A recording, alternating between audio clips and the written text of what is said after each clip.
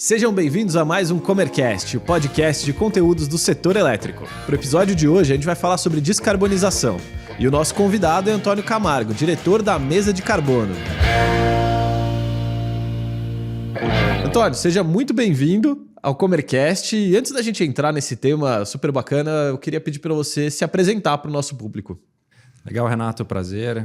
Olá a todos. Meu nome é Antônio Camargo, estou na Comerc há 12 anos, já tive passagem por uma série de áreas na Comerc, já fui responsável pelo negócio de gestão, já cuidei do desenvolvimento de novos negócios, contribuí com a criação da Mesa de Carbono, que foi lançada no meio do ano passado, e mais recentemente fiquei responsável pelo negócio em si da Mesa de Carbono e pela temática de descarbonização como um todo na Comerc. Então, estou bem feliz com essa oportunidade de bater um papo com vocês e espero que seja bastante proveitoso para todos. Maravilha, então vamos pedir para você começar explicando o que é descarbonização, né? De uma maneira simples, a descarbonização é o processo de retirada do carbono na atmosfera e se conecta diretamente com a temática do aquecimento global. A gente tem visto um movimento do aumento da temperatura no planeta Terra, e esse aumento na temperatura tem causado desarranjos no clima, colocando em risco a população e a economia. Então, acho que a gente vai ver bastante aqui na conversa de hoje que quando a gente for falar de descarbonização é uma temática bastante voltada à economia e por isso que está gerando tanto interesse por parte das empresas e dos agentes econômicos. Mas, de um modo geral, falar de descarbonização é fazer com que diminua a concentração de gás carbônico na atmosfera. O gás carbônico ele aumentou, a concentração vem aumentando desde a primeira revolução industrial. Então, as emissões daquela época elas estão presentes na atmosfera até hoje em dia. E a concentração delas faz com que o aquecimento global aconteça. Então, o trabalho para frear o aquecimento global está diretamente associado a conter a concentração de gás carbônico na atmosfera, né? E daí as formas são bem diversas, mas falou de descarbonização, o que está por trás é conter o aquecimento global do planeta. Perfeito. Acho que esse é um tema que já vem há bastante tempo sendo falado. Antes ele tinha um viés meio de hippie, de ecológico, e hoje as empresas estão tomando consciência disso. E aí eu queria que você falasse um pouquinho sobre por que é importante para a empresa a descarbonização. Na Comerc a gente fala que descarbonização não está associada a abraçar a árvore e está associada a uma agenda de negócios. Acho que o empresário como um todo e as empresas, a sociedade deve ficar atenta ao tema da descarbonização numa ótica de gestão de risco e de avaliar potenciais oportunidades. No Brasil especificamente está em curso uma regulamentação do mercado de carbono e que vai associar um custo ao carbono. Então tudo que é produzido, ele carrega uma emissão durante o processo produtivo e nessa regulamentação, essa emissão vai ter um custo associado. Que, consequentemente, as empresas precisam estar atentas porque vai representar uma mudança na estrutura de custo do produto que for produzido. Então, é gestão de risco direta. E não só isso, mas a gente vê em diversas frentes um impacto. Então, a sociedade está ficando cada vez mais consciente do tema e a gente tem visto já o consumidor não mais tão disposto a adquirir e a consumir produtos de empresas que não estejam conectadas com uma agenda sustentável, com uma jornada de descarbonização. Ou seja, as empresas que não se conectarem com o tema, elas podem no final perder cliente, elas podem no final diminuir a receita e diminuir a competitividade do produto. Por outro lado, as empresas que se conectarem com o tema, hoje elas podem ter até um produto mais competitivo. Existem soluções, e o Brasil está numa posição bastante privilegiada, soluções nas quais você descarboniza e ainda reduz sua conta. Um exemplo disso é o consumo de energia renovável no Brasil. Se você migra sua empresa para o Mercado Livre, ou entra num processo de geração distribuída ou de autoprodução, a tua conta diminui. Se você entra num projeto de eficiência energética, troca seus equipamentos, a sua conta diminui. Então, existe o lado também das oportunidades e funcionar como um critério de desempate. Assim, as grandes corporações e os países estão cada vez mais se comprometendo com metas de descarbonização. E para que uma grande empresa ela descarbonize, ela precisa descarbonizar a sua cadeia de fornecedores. Então, a pressão vai vir. E no final, se você é uma empresa que fornece um produto, um insumo para um grande player, uma grande multinacional, pode ter certeza que essa grande multinacional ela está conectada ao tema e ela vai fazer pressão na cadeia de fornecedores, podendo até funcionar como um critério de desempate. Ou seja, se uma empresa se conectar com a temática da descarbonização, tendo um concorrente desconectado, ela pode até ganhar market share e ganhar mercado e novos clientes comparado com quem não está conectado. Ou seja, é possível encarar o tema pelas duas óticas, tanto uma ótica de risco, mas também numa ótica de oportunidade. Oportunidade de ganhar cliente, oportunidade de ter um produto mais competitivo, oportunidade de conseguir linhas de crédito mais competitivas. Os bancos estão começando a disponibilizar linhas de crédito de financiamento sustentável, ou seja, é uma temática que vai ganhando tração. A gente não pode esquecer que cada vez mais as novas gerações estão conectadas ao tema. Tem uma frase que eles colocam que todo ano tem alguém se aposentando que acha que a descarbonização é uma besteira e está entrando no mercado de trabalho alguém que acha que a descarbonização é super relevante. Então é um processo que não é da noite para o dia, mas quando for olhar numa ótica mais longa, é um tema que veio para ficar.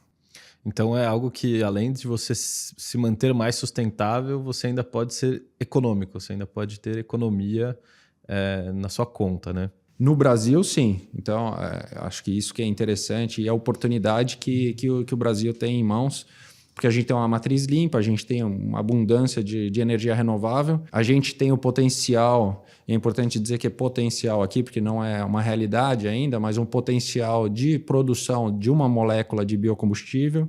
Então, a gente tem o biometano, a gente tem, que é um substituto do gás natural, a gente tem o etanol, que já é uma realidade, que é um substituto de gasolina. A gente tem, querendo ou não, abundância de gás no país, que pode ser um substituto do diesel, porque por mais que o gás seja uma fonte fóssil, ainda assim, se você substituir por uma fonte menos emissora, você também está contribuindo. Então, reduzindo o dano, né?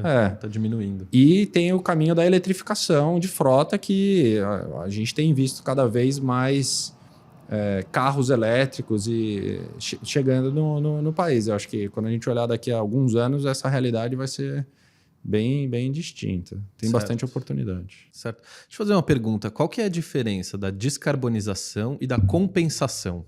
A descarbonização é quando você reduz efetivamente a pegada de carbono. E a compensação, então, vou dar um exemplo aqui, você troca um combustível fóssil por um combustível renovável, você muda o teu processo produtivo e desliga máquinas com uma pegada maior e assim por diante, ou seja, as suas emissões totais elas diminuem, isso é descarbonizar. Compensar é quando você continua emitindo, mas você compensa as emissões com crédito de carbono, no caso, que são projetos que, por sua vez, diminuem a pegada, as emissões e a pegada de carbono da atmosfera. Então, você emite de um lado, mas você compensa se associando a projetos. Você está investindo em alguém que está descarbonizando. Você investe num projeto que diminui a pegada de carbono na atmosfera. Então, essa é a compensação. Perfeito. E quais são os desafios para as empresas para chegarem na descarbonização ou começarem a se descarbonizar? Tem um desafio grande que é o desconhecimento.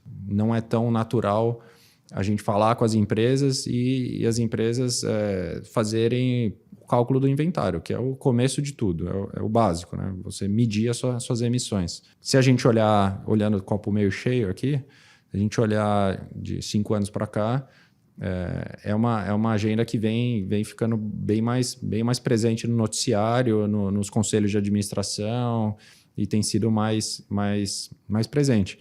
Mas acho que o primeiro ponto é o conhecimento das empresas a respeito do tema. Então, existe um desconhecimento e as empresas, elas não necessariamente elas sabem o que fazer. Na verdade, a grande maioria não sabe o que fazer. Então, começa fazendo o cálculo do inventário, É o primeiro passo para entender como que a empresa está conectada na eventual regulamentação que está para surgir, para entender os seus principais componentes de emissão, e uma vez feito esse diagnóstico, daí avalia-se as oportunidades. E quando fala de descarbonização, existe um sentimento de imediatismo, mas não é necessário esse imediatismo. Você pode encarar como uma jornada. Então, as empresas e países se comprometeram com 2 datas, tem 2 datas conhecidas, o ano de 2030, no qual empresas e países se comprometeram com metas de redução parciais, e o ano de 2050, que é quando a grande maioria se comprometeu com o chamado net zero, que é quando você neta por completo as suas emissões. Parece que é longe, 2030 e 2050, mas está batendo na porta. E no final das contas, você pode conduzir uma jornada de descarbonização faseada. Se você tiver uma máquina, um equipamento mais emissor, mas ele está em meia-vida ou ele é novo, você não precisa trocar agora necessariamente.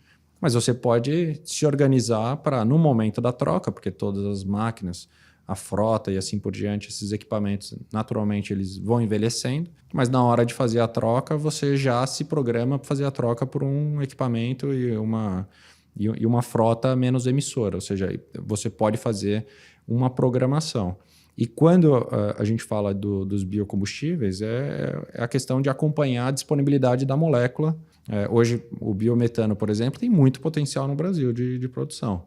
Mas a disponibilidade da molécula ainda está limitada e restrita a algumas localidades. Então, mas isso está mudando. Então, é acompanhar a evolução desse insumo e da produção do biometano para, no momento em que tiver disponibilidade e viabilidade, você aproveitar. Né? Então, é um processo que a gente fala que ele leva um tempo, mas é preciso dar o primeiro passo. Perfeito. Eu vou aproveitar num ponto aí que você trouxe, pedir para você explicar o que é Net Zero. Porque você falou sobre essa temática e acho que tem muita gente que não conhece esse tema. É quando você tem as emissões absolutamente neutralizadas. Então, não quer dizer que você não emita, mas o resultado final das suas emissões, entre o quanto você emitiu e o quanto você compensou, ele é zerado. Então, a lógica e a forma como a sociedade tem estimulado a descarbonização é o menor uso possível da compensação. Então, limitado a 5%, 10%, a depender da condição. Porque a gente pode falar de descarbonização, mas para a gente atingir o net zero em 2050, a gente precisa ter um desenvolvimento tecnológico. Novas tecnologias e novas soluções não existentes hoje precisam acontecer. Então, hoje a gente não achou uma solução para o cimento.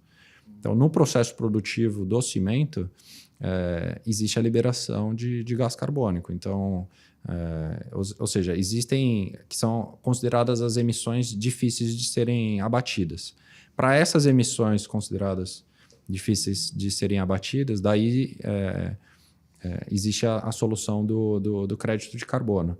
Mas não é tão simples assim falar de descarbonização e atingir o net zero. Diminuir a pegada com as soluções existentes é uma coisa, mas para a gente atingir o objetivo da sociedade como um todo para 2050, a gente tem um caminho pela frente tecnológico também. Perfeito. E aí, voltando para a maior parte das empresas, que tem uma possibilidade maior de descarbonização. Acho que você já falou um pouco no começo, mas quais são os benefícios de descarbonizar? Acho que tem um benefício de imagem, que isso deve ser considerado. Então, a empresa que se conecta com a temática sustentável, que demonstra que está conectada ao tema, ela pode se beneficiar dessa imagem. Até eu tinha comentado do consumidor cada vez mais consciente, então ele vai estudar a empresa, ele vai entender se essa empresa gera um impacto ambiental, um impacto na sociedade como um todo. Consequentemente, você pode conseguir novos consumidores, conseguir market share e assim por diante. Tem um benefício, olhando o copo meio cheio, o benefício de custo, porque existem soluções que descarbonizam e reduzem o custo. Acho que o fato de estar no Brasil tem que aproveitar, que é a questão da energia renovável. Recentemente, agora em janeiro, a gente teve a abertura do Mercado Livre de Energia, no qual mais de 100 mil consumidores passaram a ser elegíveis para migrar para o Mercado Livre. Quem migra para o Mercado Livre adquire energia renovável e a conta cai, então tem que aproveitar. É um ganha-ganha. Existe um benefício de gestão de risco, porque você precisa entender a que risco que você está, seu negócio está associado. Então, imagina que uma empresa um analista, a empresa tem capital aberto, o analista vai fazer o valuation da empresa.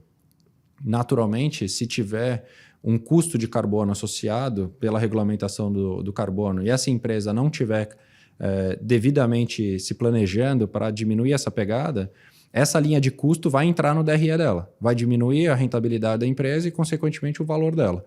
Então, na temática de gestão de risco, de quanto que o investidor vai atribuir de valor ao negócio, e até pode ser que seque o interesse tanto de bancos, por linha de financiamento, mas do investidor como um todo, de se associar a esse tipo de empresa. Então, você pode secar a fonte, no caso. Então, assim, bem na ótica de olhar no lado da oportunidade, e são várias as oportunidades, mas também na ótica de gestão de risco. Então, existe a possibilidade de ter uma taxa do carbono, é isso? Sim. O conceito da regulamentação do mercado de carbono, que o Brasil está seguindo a linha europeia, a princípio. Você estabelece um limite de emissões, no qual a empresa que emitir acima desse limite de emissão, ela precisa adquirir uma permissão. E, consequentemente, as empresas que emitirem abaixo do limite que elas têm, elas vão poder negociar, elas vão ter um excedente e elas vão poder negociar essas permissões. É mais ou menos o que aconteceu no racionamento? Na época do racionamento, no qual acho que era 20% que tinha que reduzir. Quem reduzisse 10% tinha os 10% de diferença para os 20% para serem negociados no mercado. Então, virou um negócio. Quem era eficiente em reduzir a conta virou um negócio. E aqui acho que é a mesma coisa. Então, tem oportunidade, né? Às vezes a gente olha só na ótica da pressão, do desafio, da ameaça, mas tem a oportunidade. Então, a empresa que sair na frente, que começar a se conectar com a temática de descarbonização, ela pode ter vantagens comparativas importantes e abocanhar um market share. Boa, e bom, para quem está assistindo agora e tem a sua empresa e ainda não fez nada, o que ele precisa fazer? O que ele tem que adotar para seguir na linha de descarbonização? Começa medindo. Então, faz o cálculo do inventário, dividido entre os escopos 1, 2 e 3, analisa individualmente cada escopo quais são os principais fatores de emissão e daí faz um diagnóstico de onde tem oportunidade, lembrando que algumas oportunidades são óbvias, que você consegue descarbonizar e ainda reduzir a conta, e daí, enquanto tem outras oportunidades que envolvem um prêmio, então um custo adicional. Para essas questões, daí você se programa e avalia a melhor forma de seguir ou não, né? O que é 1, 2 e 3 que você falou? São os escopos. Então, o inventário de emissões ele é aberto a norma internacional, abre nos escopos 1, 2 e 3. O escopo 1 são as emissões diretas. Então, por exemplo, uma máquina que você tem, uma caldeira que você tem, uma frota própria que ela vai queimando combustível e emitindo CO2, essas são as emissões diretas. O escopo 2 são as emissões atreladas ao consumo de energia elétrica, aqui é o consumo de energia renovável e assim por diante. E o escopo 3 são as emissões indiretas, são as emissões da cadeia de fornecedores. Então, por exemplo, se você adquire um produto chinês, ele vem de navio ou de avião, na grande maioria de navio. Então, para ele chegar no Brasil, ele veio emitindo e poluindo, né? Que é a pegada do navio. Então, esse é um exemplo de emissões indiretas e também a emissão do produto que você adquire. Então, por exemplo, se você precisa comprar um determinado insumo, esse insumo, para a sua produção, ele carrega uma emissão. Isso entra como escopo 3. Então, a depender do processo produtivo, a grande maioria das empresas tem um escopo 3 muito desbalanceado. Então, 80%, 90%, 95% das emissões são de escopo 3. Isso coloca um desafio muito grande. Mas, ao mesmo tempo, também tem uma oportunidade das empresas resolverem o escopo 1 e o 2 delas. Então, no Brasil, Escopo 2 você consegue resolver com economia, então tem que aproveitar a oportunidade. E o escopo 1 tende a ser, na grande maioria das empresas, uma pegada mais reduzida. Então tem alternativa, num primeiro momento, do uso de crédito de carbono, né? Então tem boas oportunidades aí de curto prazo já para quem quiser iniciar essa jornada, né? E aí, no escopo 3 é que você falou que as multinacionais já estão começando a selecionar os fornecedores. Selecionar os fornecedores. Né? Porque a pressão está vindo, né? Então elas precisam para elas descarbonizarem, elas precisam descarbonizar os fornecedores. O ponto e a dificuldade que está aqui, tem muita teoria dos jogos em descarbonização. Então, considera que é a mesma atmosfera que todo mundo respira, independente se você está no hemisfério sul ou hemisfério norte, se você está no Brasil, na Ásia, onde for. Então, se um país se compromete com a descarbonização e aceita pagar o custo por isso, e o outro país ele não faz absolutamente nada, no final das contas a gente não chega no objetivo final. E, ao mesmo tempo, hoje, se a gente olhar os principais emissores, não necessariamente foram os que contribuíram mais olhando no acumulado desde a primeira Revolução Industrial. Você olha o Brasil hoje, acho que ele é o 6º ou 7º principal emissor global. Mas a contribuição do Brasil histórica é muito reduzida. Então, existe esse questionamento, né? Porque o quanto que os países europeus contribuíram com as emissões nos últimos 200 anos, e hoje eles estão pregando que países subdesenvolvidos dependem vamos dizer, de emissões para desenvolver suas economias e aumentar a renda e aumentar o poder de compra. Eles estão fazendo pressão para que esses países diminuam as emissões. Então, é uma discussão que não é tão óbvia. E eu dei exemplos aqui de movimentos de descarbonização que acabam aumentando o custo do produto. Precisa ter o consumidor verde também. Então, ao mesmo tempo que eles querem o produtor verde, você tem que ter o consumidor verde, aquele que esteja disposto a pagar um prêmio para adquirir um produto com uma pegada menor. Porque, ou seja, é uma relação delicada para fazer dar certo globalmente falando, né? E ainda mais num país como o Brasil, que tem tanta... Assim, tem uma população que não tem tanta condição, né? E menos informação ainda, né? Não é óbvio a equação de você pagar mais por um produto, sabendo pelo fato dele ter uma pegada menor, assumindo que existam produtos equivalentes.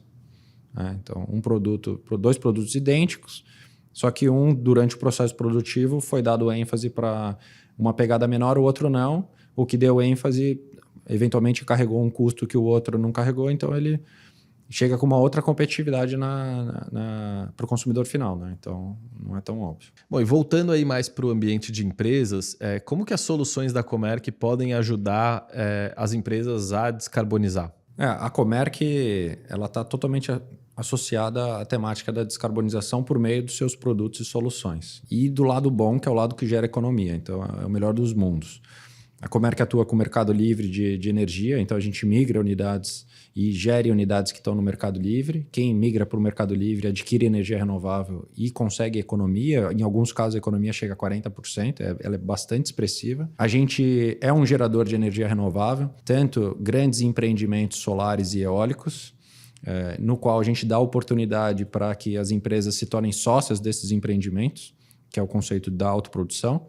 Mas também a gente está bastante forte na geração distribuída por meio da construção de parques solares. Hoje a gente tem em torno de 65, 70 parques. A gente deve ter até 2025 um número saltando para 150, 160 parques. A Comerc hoje já é um dos principais geradores de energia renovável do país. A gente atua também com eficiência energética, o conceito clássico de troca de equipamentos. Aqui você pode trocar um equipamento elétrico velho e ineficiente por um novo, também elétrico, mais eficiente, mas também pode trocar um equipamento que emite mais por um equipamento que emite menos. A gente tem uma solução de caldeira elétrica, que é super interessante. Então, você tem uma caldeira a óleo, a biomassa, a gás, e você pode trocá-la por uma caldeira elétrica adquirindo energia renovável. Então, é uma equação super interessante também que a eficiência energética traz. O interessante da eficiência energética é que a gente faz o investimento, a gente troca o equipamento, entrega para o consumidor e ele consegue economia e paga um aluguel para a gente com a economia. Então, o valor do aluguel é menor do que a economia. Então, é um modelo autofinanciável. E estava faltando na equação, para a gente falar com mais propriedade sobre o tema da descarbonização, a gente precisava medir a pegada de carbono dos nossos clientes para falar sobre o tema, tem que medir. E a gente precisava ter uma solução de compensação via crédito de carbono. E foi o que a gente fez. A gente fez um investimento e uma parceria com uma startup do Vale do Paraíba, um time do ITA, super capaz. E agora a gente é capaz de medir a pegada de carbono dos nossos clientes, aberto pelos escopos 1, 2 e 3. E no meio do ano passado, a gente lançou a mesa de carbono da Comerc, que é um negócio que eu cuido hoje, que tem 2 produtos. Os I-RECs, que são os certificados de energia renovável, que eles atestam o consumo de energia renovável, e os créditos de carbono para compensar as emissões. Então, os parques solares da Comerc de larga escala estão num processo de homologação para emitirem créditos de carbono. A gente vai ter esses créditos disponíveis ainda esse ano, em 2024, e a gente não vai se limitar a oferecer os créditos próprios, mas a gente vai acessar o mercado para oferecer créditos de diferentes projetos, de diferentes características. O crédito de carbono ele tem uma característica específica no qual cada crédito conta uma história. Então, você pode ter um crédito de $1, um crédito de $18, mas ambos compensam a mesma tonelada de CO2. Então, assim, por que uma empresa vai adquirir um crédito de $1 se ela vai adquirir um de $18 se ela pode adquirir um de $1 e tem vários no meio do caminho? Então, é muito no sentido de a que tipo de história, a que tipo de imagem você quer associar o seu negócio à sua empresa.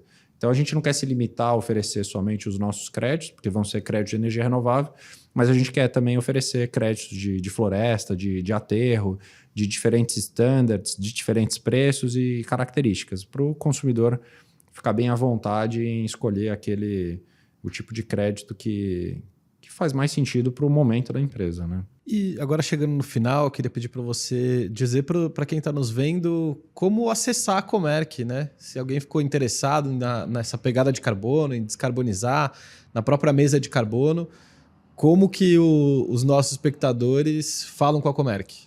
Boa, legal. Acho que vocês viram pelo bate-papo de hoje que a Comerc está muito bem posicionada para oferecer produtos e soluções em energia e descarbonização. Algumas dessas soluções, além de gerar descarbonização, geram economia, então as empresas devem aproveitar.